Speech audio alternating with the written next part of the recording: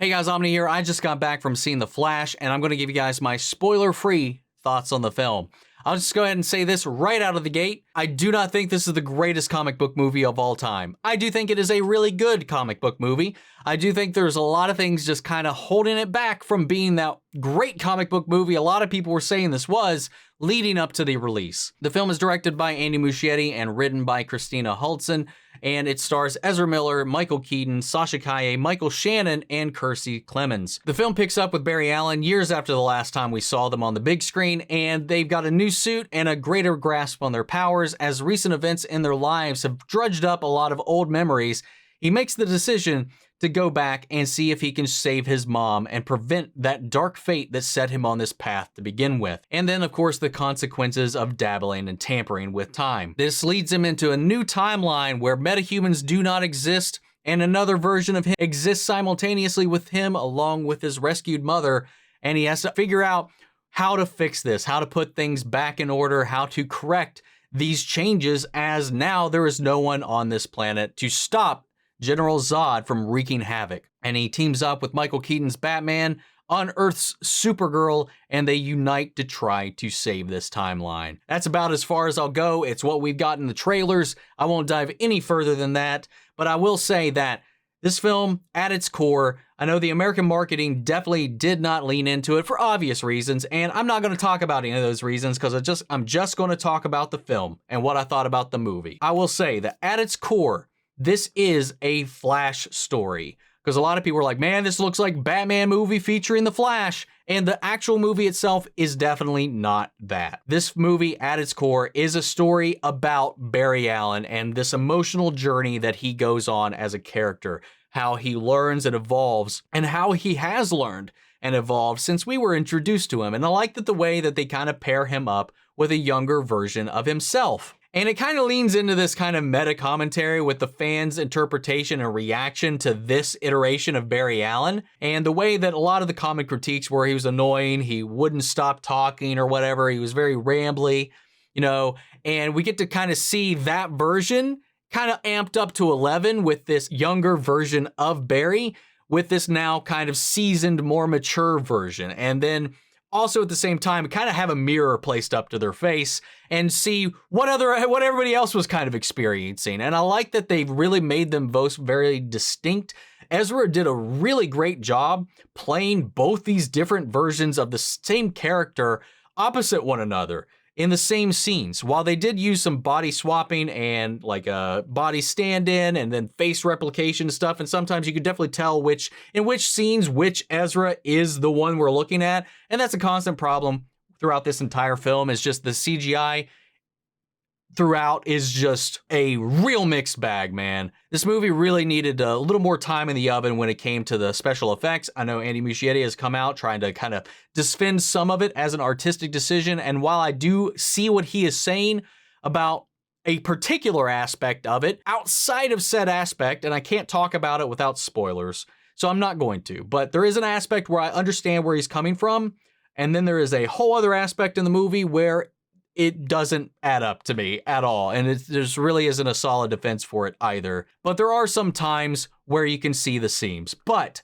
it doesn't ruin the performance for me, because Ezra's performance really does shine through, and I think this is one of their strongest performances that I've seen them give ever. The emotionality that is pulled out of the story as he's really reeling with saving his mother and what he's going through, what he's reconciling with, and the journey that this film really kind of takes Barry Allen on. Ezra does a really great job at capturing that. Not all the humor works, and obviously that version of him, the younger version, is very grating at times, and that's kind of the point, but at times, oh my God, does it kind of push those boundaries just a tad the other way too far.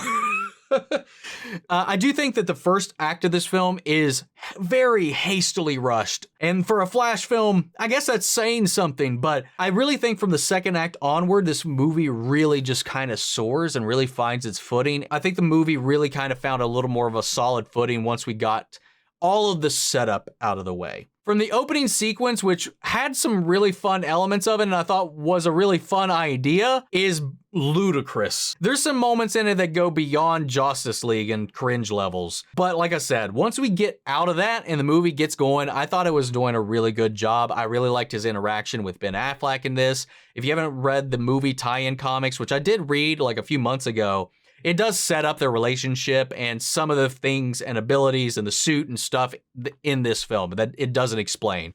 A lot of these upgrades are just you're just kind of put into the film to accept it, which is kind of what I expected they were going to do. So, but yeah, man, I think the emotional journey that they take Barry Allen on throughout the film was really strong. Michael Keaton returning to the role of Bruce Wayne / Batman was something I didn't see coming initially, and I really like what he brought to this role and the way that they kind of play off of his legacy, what he's been through, and how his journey also parallels and accentuates the journey that Barry is currently on thematically. And this is some of the best I think he's done in this role. And thanks to some technological assistance, we get to see some pretty solid Batman action sequences in this with him. Sasha Calle is not in this film nearly as much as the others in this, but she leaves such a strong impression for me in the scenes that she is in, and she does a really good job at embodying the core elements of the comic book iteration of Kara Zor-El. That fiery tenacity is really there, and I love seeing that emotion come through and seeing her and how she also kind of fits into this puzzle. And like I said, while she's not in this nearly as much as the others, she leaves a really strong impression. I hope, honestly, that they don't recast her, because I would love to see her return to this role and be the Supergirl that is going to be in Woman of Tomorrow. I think that could be really fun to give her a lot more room to play with, because I do think that this version of Kara would fit in great with that. There's not a lot to talk about when it comes to Michael Shannon's Zod. It is fun seeing him back in this role, but honestly, he's just here to be the villain, to be the adversary, and it's not really his story. There's not really anything new to talk about here, but we do get to spend more time with Kiersey Clemons, Iris West in this, and she's just kind of a treat. She has a nice little presence that adds to the story and kind of adds to the growing narrative of Barry Allen, and definitely leaves things open for some fun things for them to do with her character later down the road. There's some fun little Easter eggs, not just to DC, but to film in general. There's a lot of fun little nuggets throughout this. When it comes to the multiverse element, while this is one of the more unique ways I've seen it represented, I do not think it's one of the better ways it's been done.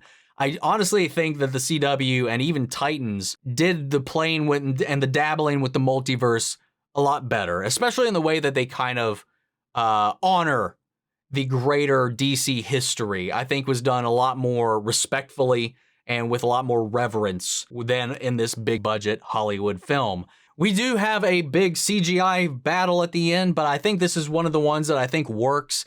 The color palette and the energy behind it, the action, the way that it's filmed, and the way that the speed and all the different abilities are kind of captured on screen, I thought it's a lot of fun. There's one particular sequence towards the end where we kick in with a needle drop and it just kind of fires off, and whoo, it was some hype shit, man.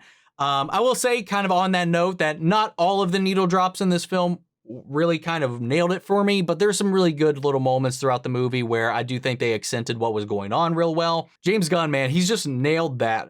Can't wait to get him in here, man, because he's mastered that. They were dabbling around with that, and there's some that really worked, and there's some that I was just like, why is this here?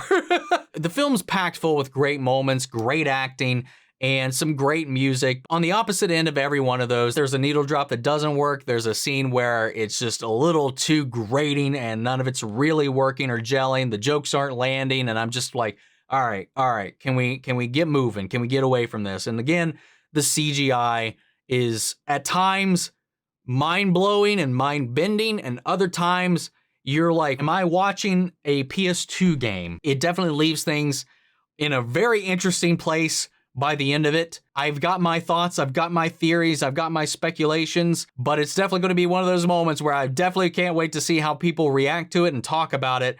And, you know, there is a post-credit scene. Stick around for that. There's just one, and it's at the very end of the credits. You know, there's not like a mid-credits and a post-credits. There's pretty much just a post-credits. I'm very curious to see what James Gunn's DC universe is going to look like, because this movie ends in a way that just raises a lot of questions on one, how it's going to work and how things are going to move forward from here.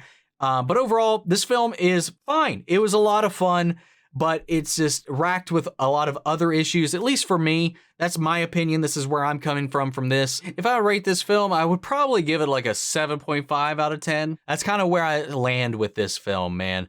It's got some moments that are like Man of Steel, some moments that are like Aquaman. There's some moments that are like Zack Snyder's Justice League, and then there's just like these sputterings of Wonder Woman 84 that just kind of hit you in the shin a couple of times throughout the movie. Overall, I think there's more good in the film than bad. It's just not the greatest comic book movie I've ever seen. But guys, have you seen The Flash? I would love to know what you thought. If you have seen it, sound off the comments. Let me know your thoughts down below. We'll carry on the conversation after the video. Hope you enjoyed this review. If you did, leave a like, drop a comment, subscribe if you're not already. Before we go, I want to shout out our channel legends, Manny, Share, Ryan, Karen, Philly Vane, Yorick, Coruscant, Margaret Grace, Melito, Robert Anguiano, Jeffrey Hale, M. Sephiroth, Jake and Trell, and Eric Official. Thank you guys so much for your continued support. But that's it for this video, guys. I'll see you all in the next one. Take care, everybody.